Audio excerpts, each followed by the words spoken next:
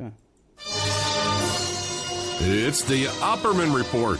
Join digital forensic investigator and PI Ed Opperman for an in-depth discussion of conspiracy theories, strategy of New World Order resistance, high-profile court cases in the news, and interviews with expert guests and authors on these topics and more. It's the Opperman Report. And now, here is investigator Ed Opperman.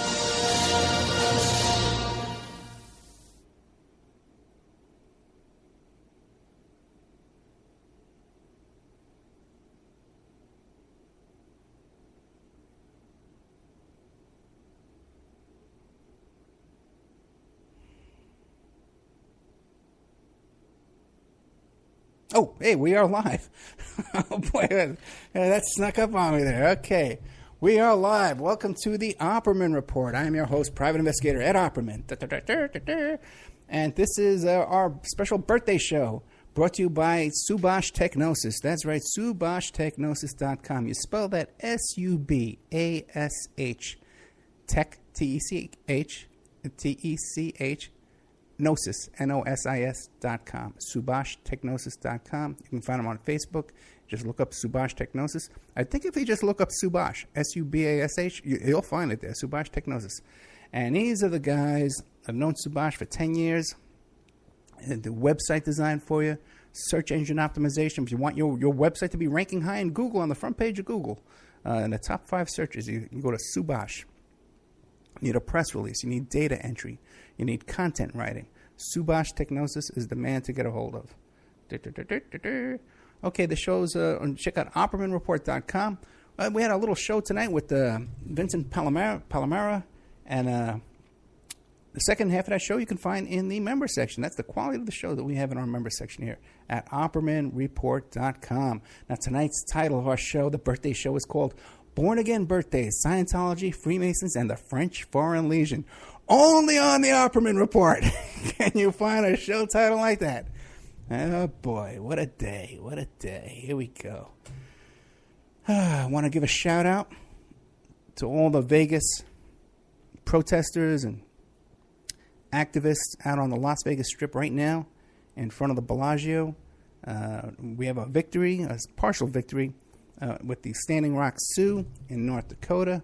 Although we lost the court hearing today, we won because the Army Corps of Engineers issued a statement saying that we will not proceed building on this land until further investigation, research, and inquiry. So it might be a trick just to get people, to go home, because, man, it was really, they got thousands over there right now standing in solidarity. And, you don't hear about this on the news. You heard this here on the Opperman Report first, But today down on the Strip, we had the Bernie Sanders Brigade came down from California, and they stopped at the Strip. We had, oh, my God, local Native American groups all got together. This is one of our biggest and most successful rallies. Of course, I missed the whole thing. We had a good one when I wasn't there. Because, I guess when I'm going,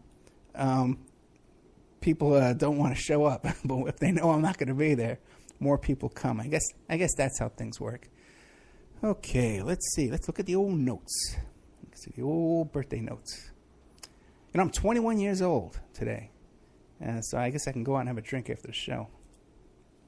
And tomorrow at 5 p.m. Pacific Standard Time, tomorrow will be 9/10/2016. It will not be my birthday. My birthday will end tonight at midnight.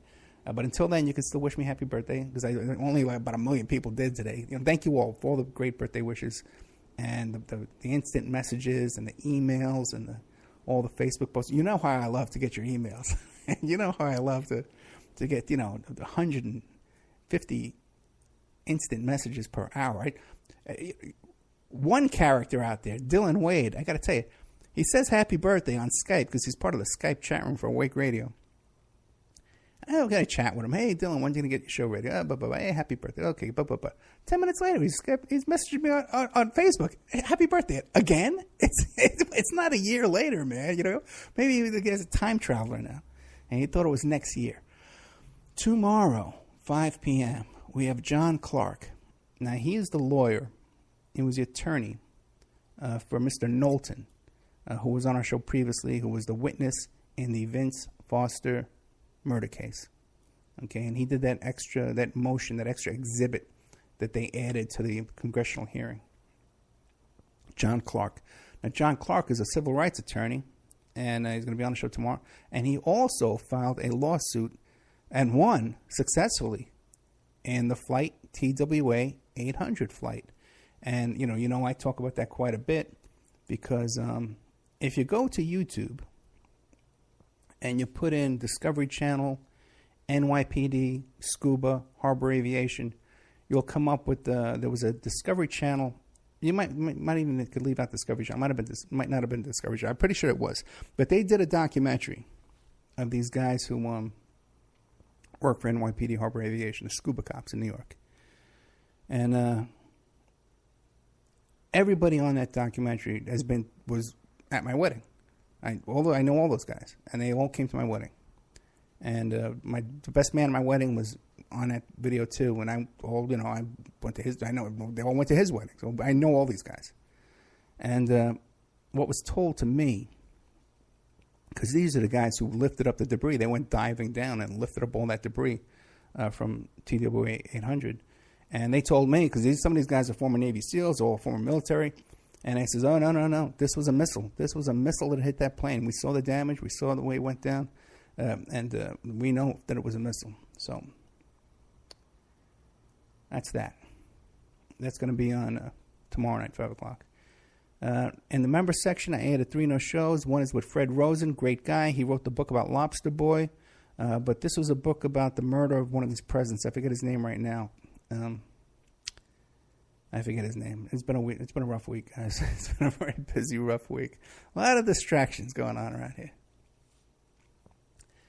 Then another show with this woman named Julianne about psychopaths and the Netflix movie Scandals, I think it's called. You got to go look it up. Go to the members section, check it out, and find out. There's a lot of new shows. We just put up 3 brand new shows on there. And I got a bunch of shows planned for this week, too. Busy. Now, we had this week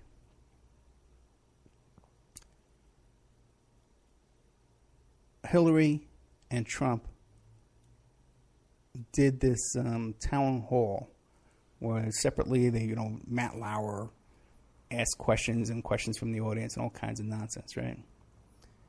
Now, what you haven't seen reported on the news about that, is that town hall was held on the Intrepid, which I believe is an aircraft carrier. It's in New York, and it's called the Intrepid Museum.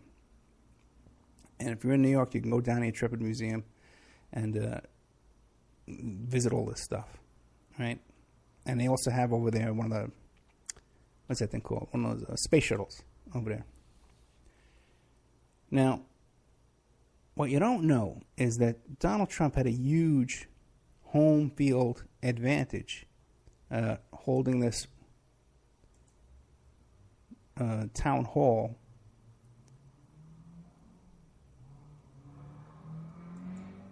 at the Intrepid.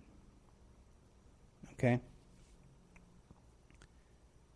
Because the Intrepid Museum is owned by the Fisher Foundation.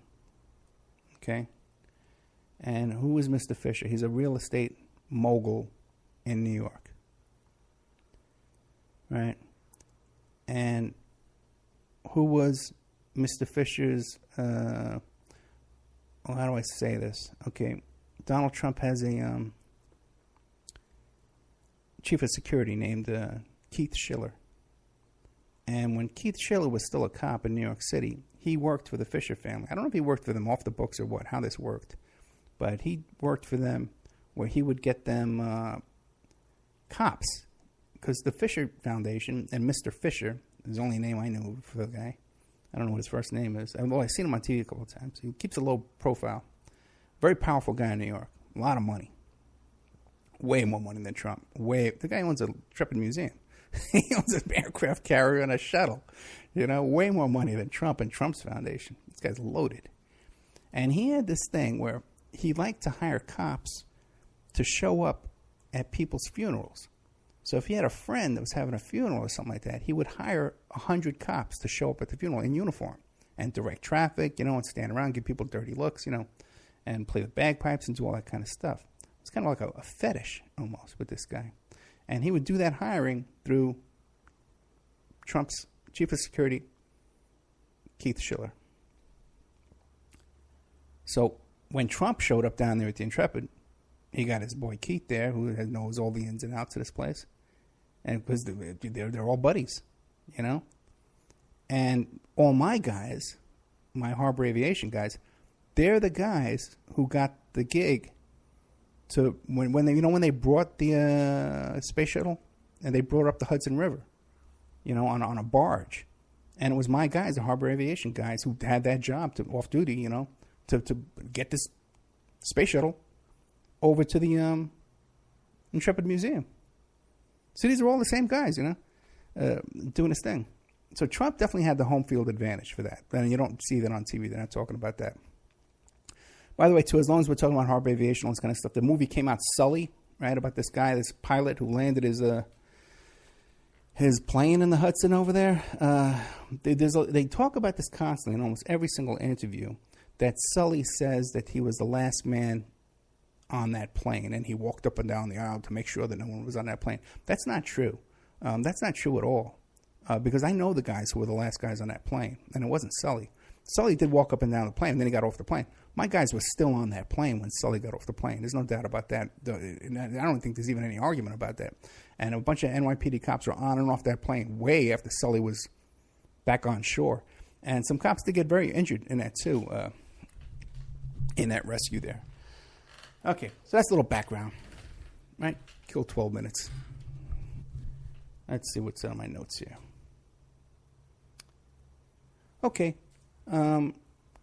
little update about last week's show, which was, I want you to respect me. I demand you respect me.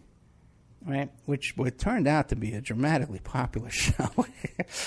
People love to hear all the backroom gossip and the politics and the drama that goes on behind the scenes. So that turned out, that show on Spreaker got like 8 likes, and the views on like TuneIn and iHeart were just freaking out the window on that show. I guess everybody just loves the drama, Oh, we also broke 10,000 followers on Spreaker this week. As a matter of fact, it went up so fast, it went from shot past 10,000, like 10,150. So keep up the great work, guys. Thank you very much. It's a big help if you go to YouTube and you subscribe to the YouTube channel. If you go to Spreaker and you find Opperman Report and you follow. If you follow us on Spreaker, you get an email when the show starts. You'll never miss a show. Although, I know a lot of people try to avoid the show. And it's up there in archives. You can listen to it in the future. But if on YouTube, if you subscribe on YouTube, we're trying to reach a certain plateau. The next plateau would be 10,000 subscribers on YouTube. And that gets you more features and benefits from the YouTube people. And also, too, if you view on YouTube, we make a little money from that, too. We got a couple of pennies, a couple of shekels come our way. If you watch on YouTube and you don't do skip ad, you don't want to click skip ad, that screws us out of the money. Then YouTube gets all that money from the advertising. We get nothing. But one thing about last week, with the behind-the-scenes drama that I revealed to you, is it's just amazing. Because now what's going on. By the way, that pretty much put an end to all the nonsense that was going on, all the accusations and the spamming and the trolling and all that kind of crap. But there was one little last-ditch effort, and it's just so ridiculous. I just like to put this one to rest, too. It's about Thomas Sheridan. Thomas Sheridan, I interviewed him. He's a guy from Ireland, but he lived in New York City for a while. He's an interesting guy. He was on my show, and we did a show about Jimmy Savile. It was a very popular show, and huge traffic on that show. And he was a very popular guest. So after he did my show, I liked him. He was very popular. And he said he wanted to do his own show. So I said, okay, fine. I'll put you in touch with all the people, all the stations that I'm on. I'll put you in touch with every one of them. One of those was Awake Radio. And he started doing his podcast. And my producer really helped him out to hook up with all the people, the managers and stuff like that, to get him on these. And everybody loved him, you know. He got on. But whatever happened, I don't know. I wasn't intimately involved in the daily goings-on. And he stopped doing his show. And he left some stations, and he went to do his own reality, I think it was called realitybitesradio.com, something like that.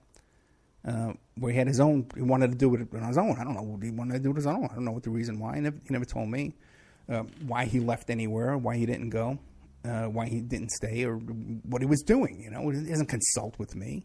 I don't know him that well. We've talked off the air maybe 3 times our whole life. But whatever the reason is, he left Awake. I had nothing to do with it. And he had, as far as I know, he hasn't been on Awake in like 2 years. As far as I know, I don't know. But the latest last-ditch effort was, rest in peace, Thomas Sheridan. Ed Opperman is destroyed. I'm going after him, too. This is all just a bunch of wacky, made-up stuff, man, by people with nothing to do in their lives. Nothing to do in their boring lives. Except message me happy birthday over and over and over and over again. And make up stuff. But I think that was the last-ditch effort, and this idea that, hey, if we just keep up the pressure on Ed, he's going to give in, and he's going to chuck it all in, and then we'll come swooping in, and all the other hosts will fall into line, and it'll be back to the way it was, with us in charge. Okay? And I think that kind of theory has kind of fallen apart, you might say. So, like I was saying, today is my birthday. Believe it or not, I'm 54 years old. And I'm starting to feel it, to be honest with you. You know, physically, in the past year, things haven't been going that good. Normally a pretty fit guy, you know, working out, swimming and hiking and biking, all that kind of stuff. But I kind of got a hernia this year, so I haven't been working out. I feel good with this diet, but I'm feeling my age. I'll tell you that. 54 long years. Broke up with my girlfriend this week. That's another story. I guess I do talk about it a lot. But it's not just my birthday, but it's also my born again day. It was on September 9th, on my birthday. I think it was 1989. Where I got saved, okay? And where I went to an altar call in Las Vegas, and I gave my heart to the Lord. Okay, it was on my birthday, September 9th.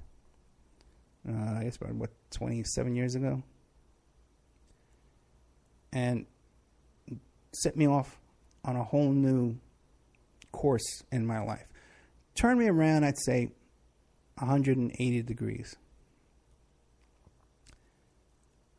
The way it all went was, I guess it was around June or July. I was in Tucson, Arizona, and I was with this. I was staying at this hotel. I had a meeting at this hotel, at the Canyon Ranch Hotel in Tucson, and the meeting was over, and I had to go back to my hotel where I was staying. And so I went to the bellman. I said, "Hey, can you call me a cab?" And he goes, "It's going to take 2 hours for that cab to get here. I'll drive you over there." I said, "You sure?" And he goes, "Yeah." I said, "Well, how much are you going to charge me?" You know, that's so cheap, even then. And he goes, "Whatever you want to give me." I said, "All right." So we're driving down and we're talking. It was dark out. And we're driving down these winding roads and these canyons in Tucson, Arizona, out in the desert. All the stars are out. And we're talking about this and we're talking about that. I'm talking about strip clubs and I'm talking about bars and all my craziness I was involved in at the time. And he's driving along, and he says to me, he goes, "You know, I was told, you know what? I was staying at Canyon Ranch. That's where I was staying. And I was getting my horoscope done, and I was doing past life regression and hypnosis and all this kind of crazy stuff. And I was talking about all that to him. And he goes, "You know, all that stuff you're doing, that's all an illusion from the devil. And you're never going to be truly happy and truly satisfied until you surrender your life to Jesus Christ." And he said that to me. And I said to him, I said, "What are you, one of those religious fanatics?" And he goes, yep. He goes, I'm the worst one. And I knew what he said was true. I knew so deep down in my heart. I says, he's right, you know? And I says, you're right. I know I do. Because I had watched Pat Robertson, you know, those TV evangelists. I prayed a couple of times on TV. I went to Catholic church when I was a kid, you know? But something was going on in that car that night. And we pulled the car over together and we prayed. And I prayed what's called the sinner's prayer. And gave my heart to the Lord. But as I was praying, I says, you know, God, I know this is real. I know this is true. But I don't want to give up all my money. And I don't want to give up my lifestyle. I want to follow you, but I don't want to give up everything I'm doing. You know? But still, I thought that I made a sincere prayer in the way I was capable of doing at the time. And, you know, he gave me we switched phone numbers, I guess it was. And he came by my hotel room the next day and he brought me a Bible with a bunch of scriptures underlined, a bunch of list of things I should look up and stuff. I said, okay, thanks. And he wanted to take me to church. I said, okay, thanks, but no thanks. You know, I guess, you know, the next day I sobered up, whatever it was, you know. And I just didn't want to do it, you know. And it talks about that in the Bible, the parable of the sower.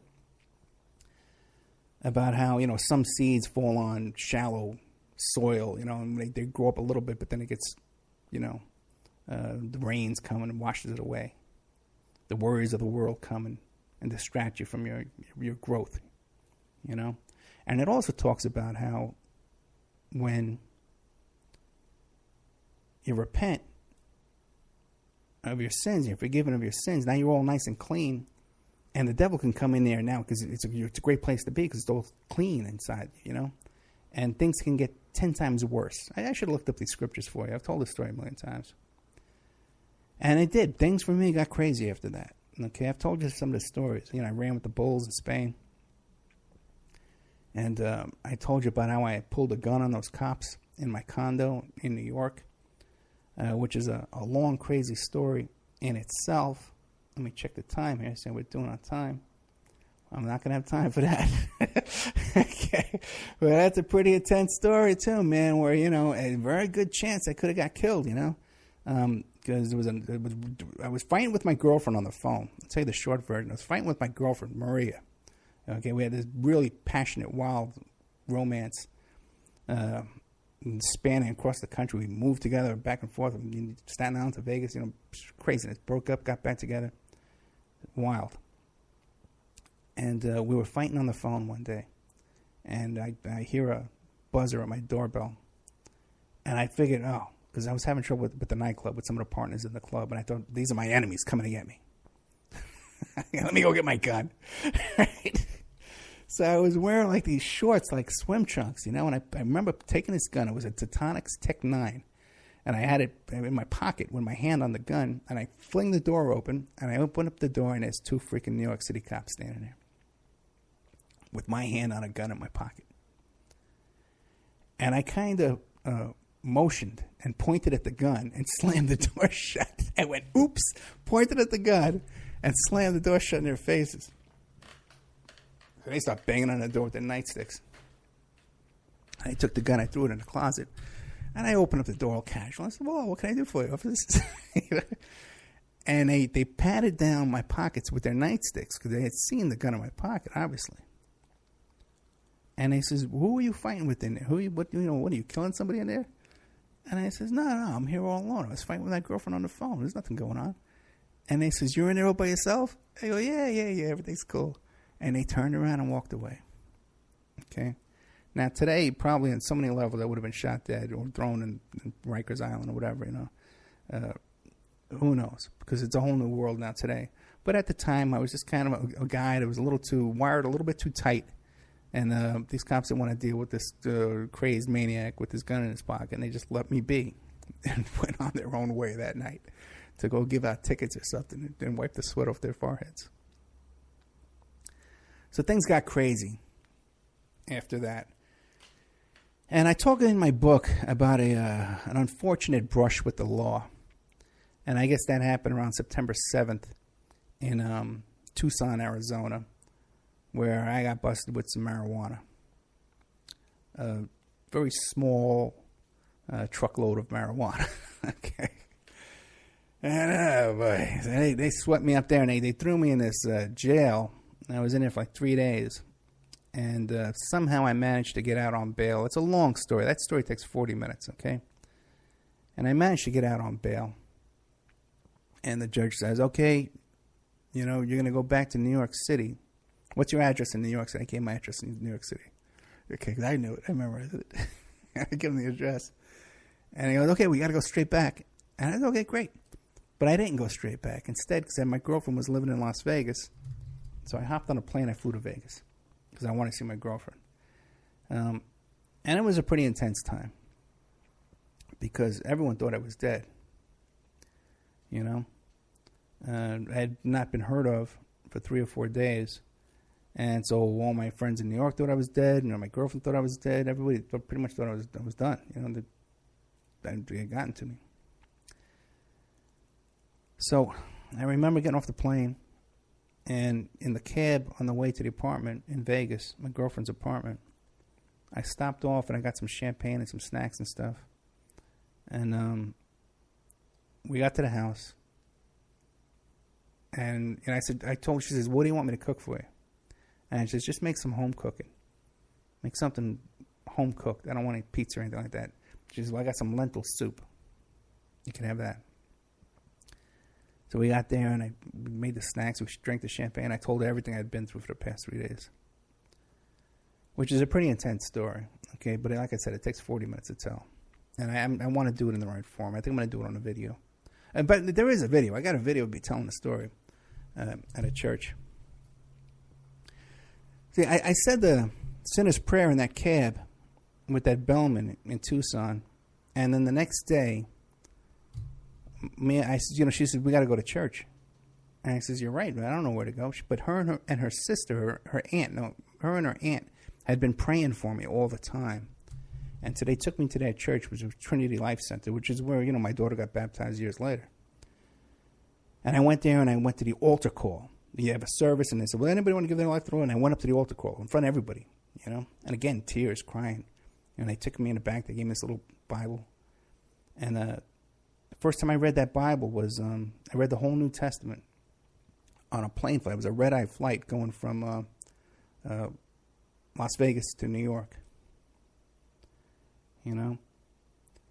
So I said the sinner's prayer in a cab, and then a altar call in Las Vegas, read the Bible on a plane.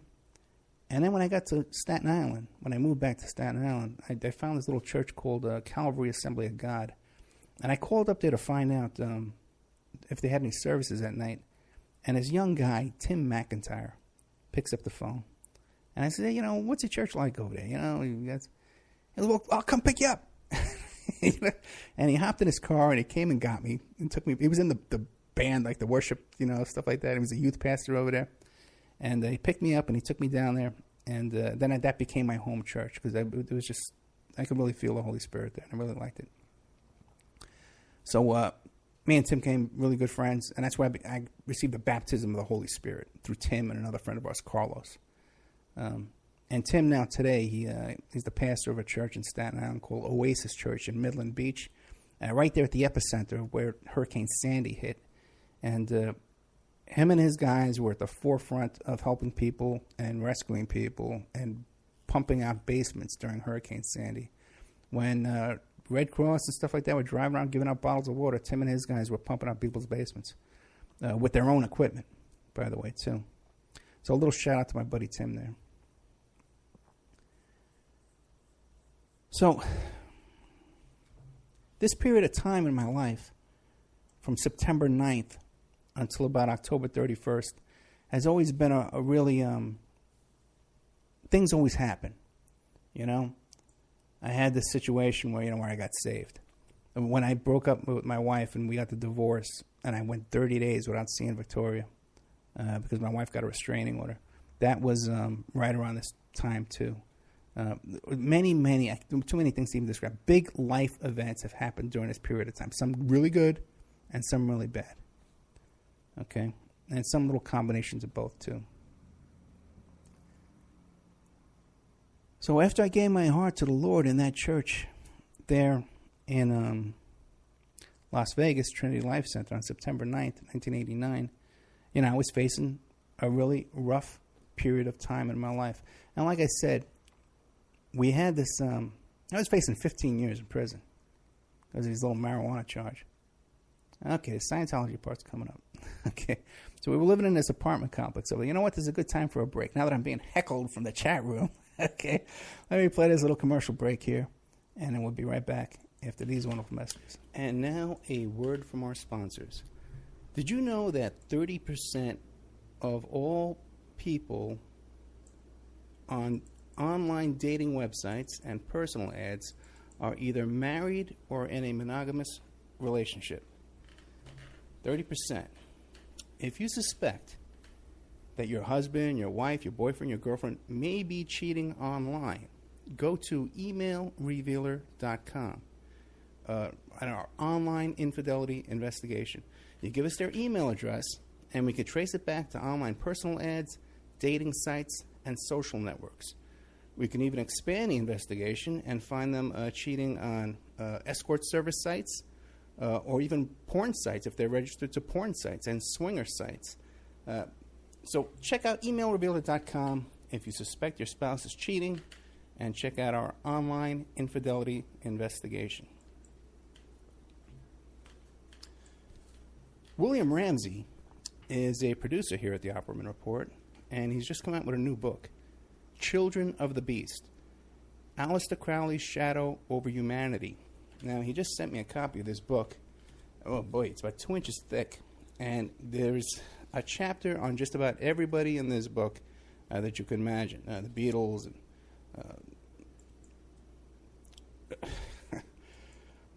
Jack Parsons, everybody's in here. It's incredible.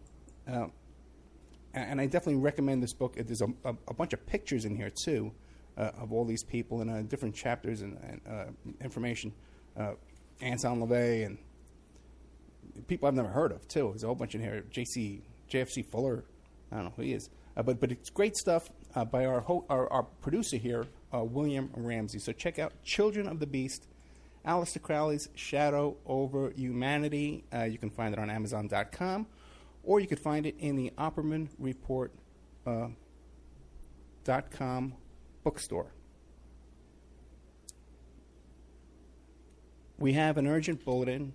It seems that the group Strawman is still on the loose. It has been confirmed that Strawman are Canadian, okay, and that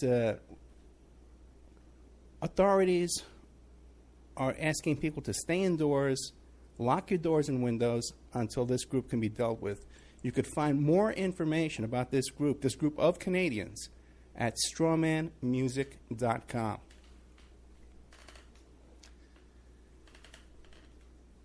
You can have your ad played here. Okay, we're looking for sponsors. Okay, in fact, we desperately need sponsors right now to take this show to the next level.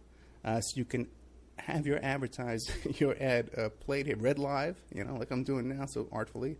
Or we can even work up a little jingle for you with some music and stuff like that and play it here. You have no idea how inexpensive it would be to have your ad played on the Opperman Report on 7 stations live Friday night, and another 7 stations live on Saturday night, plus replayed every day of the week on different stations, and then archived on YouTube, Spreaker, iHeartRadio, iTunes, and all different kinds of podcasts, Pod This and Podbean, all different kinds of places who archive the show for us. And on those archives, your ad would play indefinitely, forever. You also get a little banner on OppermanReport.com. You get a mention on the air. You get a little interview on the air, and all kinds of fun stuff if you sponsor Opperman Report. We have an opportunity to get this show on a major AM/FM station in California. We've been approved. So if you want to sponsor us into that, so incredibly inexpensive that your ad would be heard by the range covers 5 million people in population where your ad would be broadcast, and all these other stations would be thrown in for free. So really affordable prices to sponsor OppermanReport.com. Get a copy of my book, How to Become a Successful Private Investigator. You can get a copy of that book at emailrevealer.com, or you can get a copy of that book now. It's back up on Amazon.com. How to Become a Successful Private Investigator by Ed Opperman. And this book has been updated a little bit from the previous book that we had that was available to our wonderful listeners. Okay, welcome back to the Opperman Report. I'm your host, Private Investigator Ed Opperman. Let's see how we're doing over here. Okay. All right, we're done. All right. So, as we left off in our story, here I am.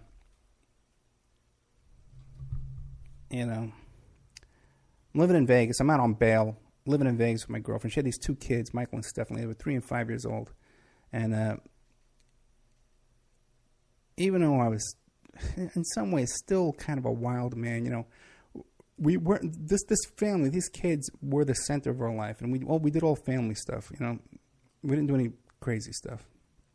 We were going to church twice a week at this Trinity Life Center. We had the kids over there in the Sunday school. And then the little youth group, And we were like Ozzie and Harriet, kind of like, And, now we, the kids are outside playing all day long. You have to deal with the other parents and stuff and all these kinds of things that I had never dealt with before in my young age. I think I was like 29 years old. Never had to deal with that kind of stuff before. But, I threw myself into it, and that's what we were doing. But me and Maria would still have a very passionate love affair, and we would get into these arguments and fights. Plus, I was under a lot of stress. You got to remember, I had a fresh case facing 15 years. Okay. All right. And so the stress would get to us and the tension would get to us. And so we would have these little fights. And this time of year always reminds me of, I would leave the apartment, and I would go and I would walk all the way through the apartment complex, across the street to one of these convenience stores. And either I would buy a couple of those tall cans of Coors, or I'd get a bottle of champagne and some cups. And they didn't sell Coors back in New York. On the East Coast, you couldn't get Coors back in those days. You could only get it on the West Coast. Now you get it everywhere. But back in those days, they only sold it on the West Coast. I think that's what that movie, Cannonball Run, was about, And as far as the champagne, back in New York, you had to go to a liquor store, which was only open a certain amount of hours. And here they sell champagne and wine and liquor in convenience stores. They were allowed to do that here. They're not allowed to do that in New York. So I would go down. I'd either get these couple of beers or I'd get this bottle of champagne. And I'd walk back and I'd sit by the pool out there in the dark all by myself, and just kind of decompress from all the stress of the day of raising these crazy kids and dealing with this crazy woman. Oh, I was so madly in love with this woman, too. So I remember one night in particular, I was just ready to leave, And I remember that night in particular, I bought some champagne and cups. And as I was leaving the convenience store, I saw a newspaper. It was a Las Vegas paper, either Review Journal or The Sun. And it talked about the French Foreign Legion. You could join, how people could join the French Foreign Legion. So I bought the newspaper, and I brought it back, and I'm sitting there reading it. And it talked about how they took people that were fugitives from justice, men that were heartbroken and lovelorn, and that's what they would do. They could go and join this French mercenary army, and there was no extradition. You couldn't get extradited back to the United States once you were a member of this army over here. So I says, whoa, this is the perfect solution for me. This is a plan. This is what I'm going to do. As I'm sitting there polishing off my third little red cup of styrofoam cup of champagne, right? And I'm sitting there and I'm looking this over, and I says, okay, I'm going to have to take a look at this and really consider this as an option for me. Okay? Because I got to tell you, this case was so serious that my lawyer was actually telling me to move to Italy. And other people were telling me. I also had a way out, too, to go to Guatemala because I knew some people that ran the government in Guatemala. So I had a way to get down there, too. Okay? But this was an option, French Foreign Legion. And I kind of liked it, because I like doing cool stuff. You know me, right? Run with the bulls, French Foreign Legion. Okay. So I'm sitting there, and one of the neighbors comes over. This woman who was friends with Maria. I forget her name. But her and her husband, from the time we met them, they were Scientologists. And they were trying to get us to join Scientology. They would bug us about it and bring us pamphlets and try and explain to us, look, you can be a Christian and a Scientologist. This is right when I'm a brand new baby Christian. I just got saved, just started going to church. And now the Scientologists are trying to recruit me. And at the same time, her husband had just joined the Freemasons. And he was all excited, and he came over and told me, he goes, Ed, I just became a member of the Freemasons. They just initiated me, and they just took me in. This is so big for my career. This is so big for my future. This is so important. You have no idea. And I didn't really understand what he was talking about, or I didn't understand the evils of Scientology either. I was oblivious to it. But he's telling me all this stuff. And then he starts saying that he wants me to become a Freemason. And I'm thinking, well, if it's such a big deal and you just got in, how am I supposed to get in? But not only did he want me to become a Freemason with him, he brought these big shots from the Freemasons over to see me, to try and recruit me to become a Freemason. These guys, the rent in this apartment was like $400 a month at the time. It was a nice place, and like 3 bedrooms, had a fireplace and a pool, community pool. But it wasn't a fancy place to be living. And here come down these guys in suits, trying to recruit me to become a Freemason.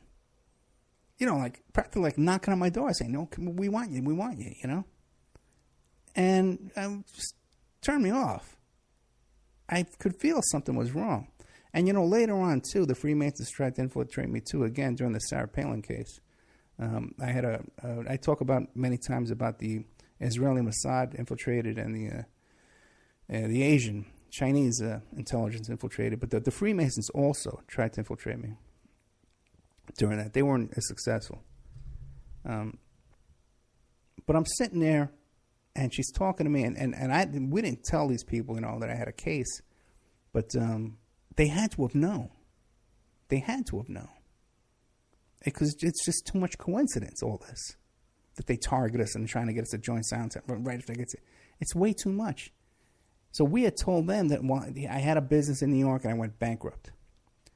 So I'm sitting there drinking, and she comes over and sits next to me and she says, Ed, you're so impressive, because any other man in a situation like this would be giving up. They'd be crying. They'd be, but you have so much confidence. You have so much, you don't give up.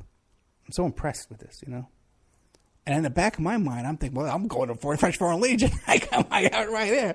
I'm folding up the newspaper so she can't see the headline, because I don't want people to know I'm leaving the next day for the French Foreign Legion. And I actually did. I called up the French embassy, or consulate, I guess, in New York the next day. And I talked to a very nice woman over there. I told her I explained my whole situation, and she gave me an address to send a letter and an application. And I actually sent a letter and application to join the French Foreign Legion. I told them all about myself. And then they had a recruiter call me up, over there in my little hideout in Las Vegas.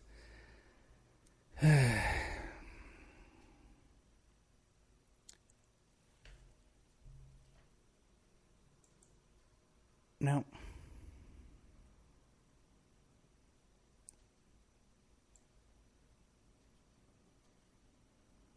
one of the things that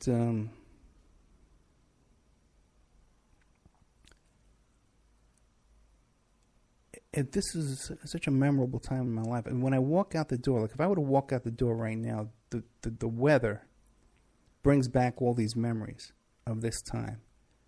And it was one of the most special times in my life. And part of it was, my love for Maria. part of it was, my life was just in an uproar, being turned around. Everything I had was upside down. And, but the other thing was raising these kids, Michael and Stephanie. I love these kids, man. I love them till today. I still see these kids today, And they turn out to be great kids, great adults.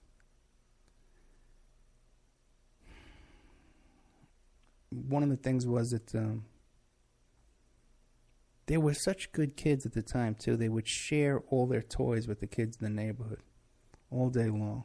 They had a ton of toys. I had a lot of money. I bought toys, because, me, I'm like a big kid myself. I would buy toys every day. I couldn't walk into the store without coming out with a couple of toys for these kids. And Maria would say how I used to spoil them so bad. Oh, Ed, you spoil them so bad. I said, oh, what, they're kids, you spoil them, And they used to love to give away their toys to all the other kids. And then we'd have to go and get all their toys back from the other families and stuff. And then there was this whole thing, too, with Michael. He used to like to throw rocks at the other kids.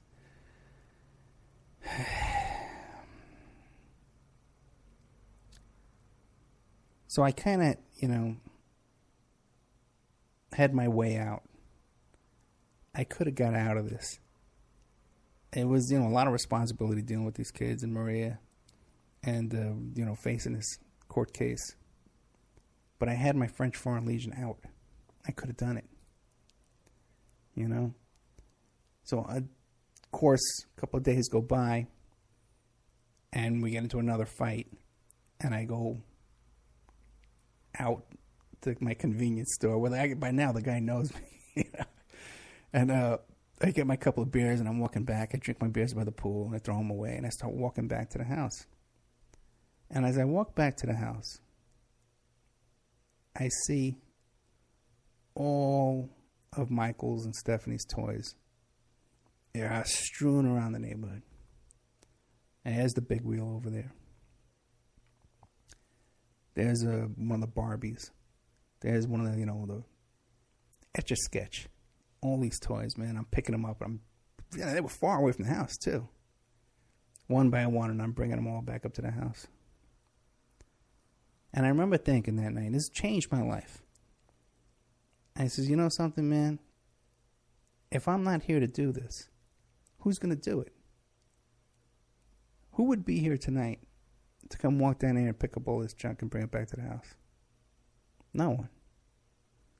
These people need me. I'm needed here. And it's important. And it's fulfilling and it's satisfying. I can remember what the weather was like that night when I walked down. And this is a story I tell Victoria all the time.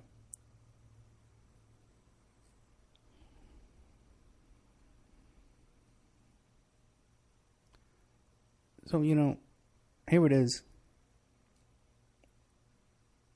2016. Like 15 years later, 16 years later. And here it is, my birthday. And here I am talking to you on the radio.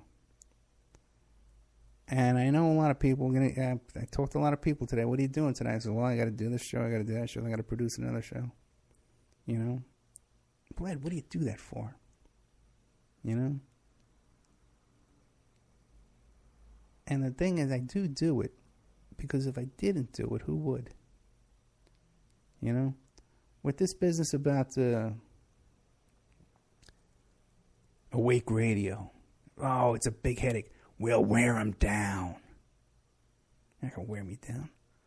But the reason why you won't wear me down is because I do this stuff because no one else is doing it. We had a big rally today. We had a victory today, man. Big rally on the Strip. I couldn't be there, but I helped behind the scenes. And why do I do it? I do it because somebody's got to do it. And this is what I'll say to every single one of us, is that we all got to do this. Because it's the right thing to do. It's easy to take off and do the easy stuff and go with the French Foreign Legion. Another chapter in my book, fun night. Right? But it's the little stuff, man. It's picking up the toys for the little kids so that when they wake up tomorrow, they thought it was all fun and to give away their toys. When they wake up tomorrow, they want their toys. You know what I'm saying? And they don't know any better. So what's the moral of the story? That's the moral of the story. Okay? We do this because, first of all, no one else is going to do it.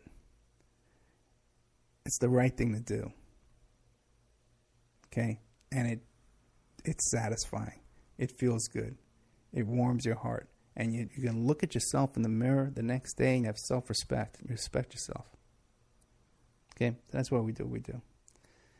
And it is my birthday. And I do thank you all, honestly, for all the birthday wishes. And I know how much your friendship and your love means to me. And I hope you know how much I love you back. There's a lot of people who contact me, and I get aggravated. And I'm a grumpy old guy. I'm 54 years old, okay? I'm not a young man anymore. So I'm a grumpy old guy, and then so please be patient with me, okay? And I know that I do nag about money and stuff like that, but I'm driven, okay? I'm driven here, guys, to really to get things done, and I think we are getting things done, okay? Things we can see with our own eyes, and things that we can't see with our own eyes. And I believe next year when I'm 54 again, I think I'm going to stop counting.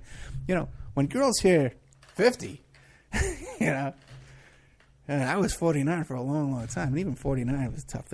I just lie about my age and I tell you the truth. But then again, I don't know. Listen, guys, I love you all. You have no idea. And one of the other things, too, is I want to say is that the reason why I do this is because I've kind of had these kind of life experiences that I can fall back on. That how many people who joined the Federal Relationship facing 15 years, ran with the Bulls, all this kind of stuff. I've kind of had these life experiences that I can fall back on. That kind of I don't shake easy. I don't rattle easy. Even if you think, we'll just keep up the pressure. It's not going to work. All right, guys. Next coming up will be Pierce Redmond with our really good shoe. Tom Secker's on there with him. And we all love Tom Secker, too. And then there's a second portion to the Pierce Redmond show where I got to warn you, there's going to be a little bit of profanities in there. So it's going to be at 9 o'clock at night. All the little kids should be in bed. And all the little ladies who don't want their ears ruffled with bad words can tune out at that point. But I just want to make a point too, to like all this stuff about how I run a shock jock station, and there's all this profanity on the station now, and this is never what it was meant to be. Listen, I am just as much a Christian as any one of you. Okay, we're all sinners, we're all forgiven, but by the same blood of Jesus Christ. Okay, and I'm not to look at you and judge you. And you're not to look at me and judge me. That's none of your business. It's none of my business, okay? So don't tell me you're more, you have some greater faith than me, or you're holier than me, or whatever, because a curse word does not pass your lips, okay? We all sin, and we all fall short, okay? And we're all equal in this business. All right, guys. Coming up next, with a really big shoe, will be Pierce Redmond and Topo Gigio for the kids. And now a word from our sponsors. Did you know that 30% of all people on online dating websites and personal ads are either married or in a monogamous relationship? 30%. If you suspect that your husband, your wife, your boyfriend, your girlfriend may be cheating online, go to emailrevealer.com. Our online infidelity investigation. You give us their email address, and we could trace it back to online personal ads, dating sites, and social networks. We can even expand the investigation and find them cheating on escort service sites or even porn sites if they're registered to porn sites and swinger sites. So check out emailrevealer.com if you suspect your spouse is cheating, and check out our online infidelity investigation. William Ramsey is a producer here at the Opperman Report, and he's just come out with a new book, Children of the Beast, Aleister Crowley's Shadow Over Humanity. Now, he just sent me a copy of this book. Oh boy, it's about 2 inches thick, and there's a chapter on just about everybody in this book that you can imagine. The Beatles, and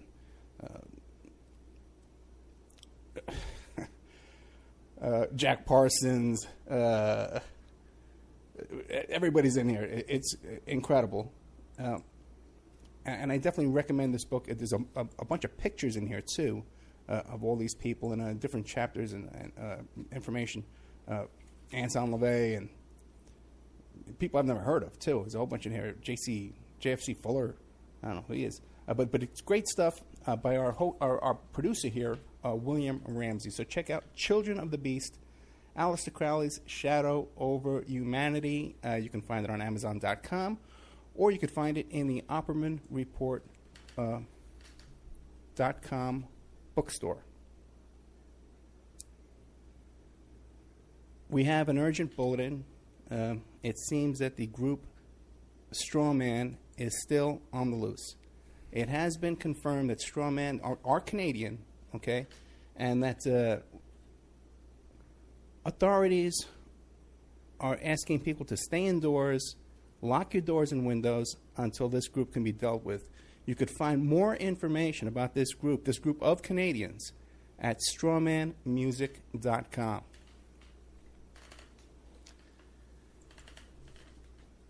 You can have your ad played here. Okay, we're looking for sponsors. Okay, in fact, we desperately need sponsors right now to take this show to the next level. So you can have your your ad played here, read live, like I'm doing now, so artfully. Or we can even work up a little jingle for you with some music and stuff like that and play it here. You have no idea how inexpensive it would be to have your ad played on the Opperman Report on 7 stations live Friday night and another 7 stations live on Saturday night, plus replayed every day of the week on different stations, and then archived on YouTube, Spreaker, iHeartRadio, iTunes, and all different kinds of podcasts, Pod This and Podbean, all different kinds of places who archive the show for us. And on those archives, your ad would play indefinitely, forever. You also get a little banner on OppermanReport.com. You get a mention on the air, you get a little interview on the air, and all kinds of fun stuff if you sponsor Opperman Report. We have an opportunity to get this show on a major AM/FM station in California. We've been approved.